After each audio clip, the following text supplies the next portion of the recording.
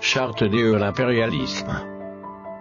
La présente charte a été élaborée à Washington pendant la traite négrière, ensuite discrètement négociée à la conférence de Berlin en 1885, pendant que les puissances occidentales se partageaient l'Afrique.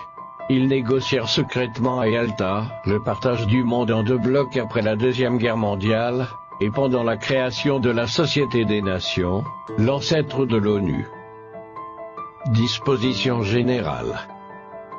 Article 1. Devise de l'impérialisme. Gouverner le monde et contrôler les richesses de la planète.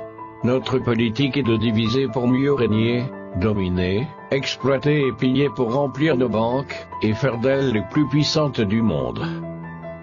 Article 2.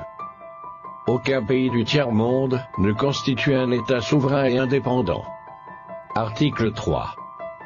Tout pouvoir dans les pays du tiers-monde émane de nous, qui l'exerçons par la pression sur les dirigeants qui ne sont que nos marionnettes. Aucun organe du tiers-monde ne peut s'en attribuer l'exercice. Article 4. Tous les pays du tiers-monde sont divisibles, et leurs frontières déplaçables selon notre volonté. Le respect de l'intégrité territoriale n'existe pas pour le tiers-monde. Article 5. Tous les dictateurs doivent mettre leur fortune dans nos banques pour la sécurité de nos intérêts. Cette fortune servira de dons et crédits accordés par nous comme assistance, et d'aide au développement aux pays du tiers-monde. Des régimes politiques. Article 6. Tout pouvoir et gouvernement établi par nous est légal, légitime et démocratique.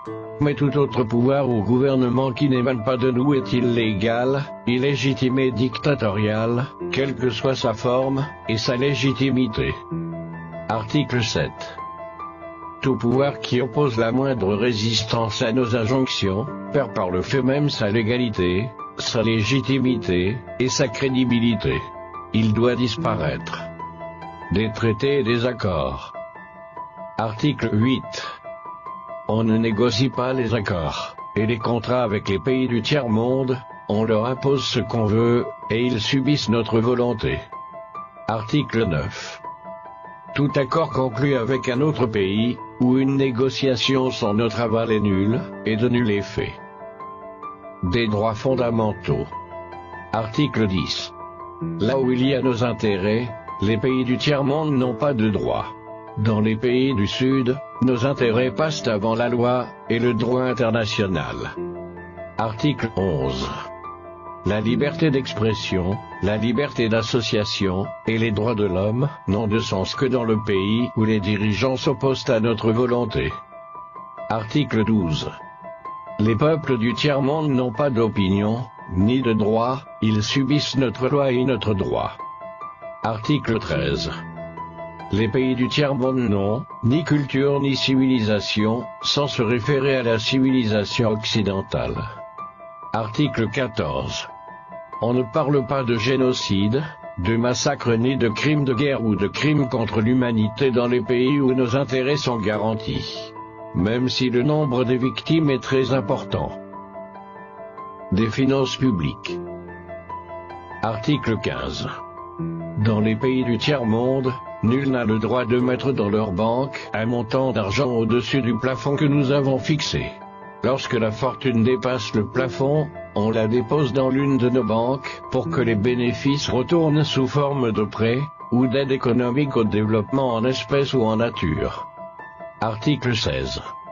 N'auront droit à l'aide précitée les pays dont les dirigeants font preuve d'une soumission totale à nous, nos marionnettes et nos valets. Article 17.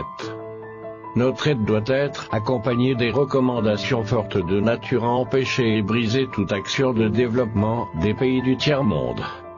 Des traités militaires. Article 18. Nos armées doivent être toujours plus fortes et plus puissantes que les armées des pays du tiers-monde. La limitation et l'interdiction d'armes des destructions massives ne nous concernent pas, mais s'imposent aux autres. Article 19. Nos armées doivent s'entraider et s'unir dans la guerre contre l'armée d'un pays faible pour afficher notre suprématie, et se faire craindre par les pays du tiers-monde. Article 20. Toute intervention militaire a pour objectif de protéger nos intérêts, et ceux de nos valets. Article 21.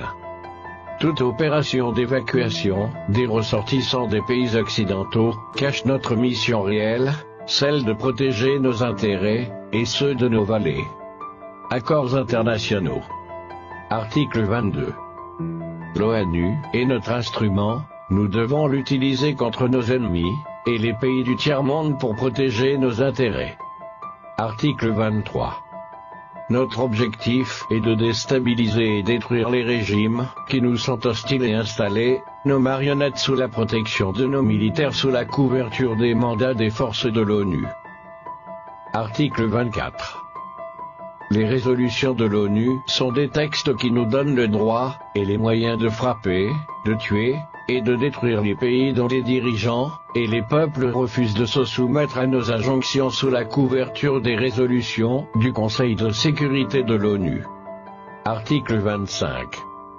Notre devoir est de maintenir l'Afrique et d'autres pays du monde dans le sous-développement, la misère, la division, les guerres, le chaos pour bien les dominer, les exploiter et les piller à travers les missions des Nations Unies.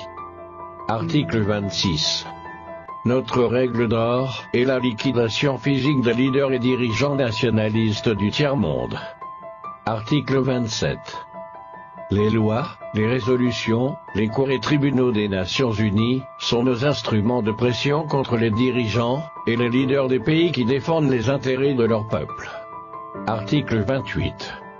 Les dirigeants des puissances occidentales ne peuvent être poursuivis, arrêtés ni incarcérés par les cours et tribunaux de l'ONU, même s'ils commettent des crimes de guerre, de génocide, ou des crimes contre l'humanité.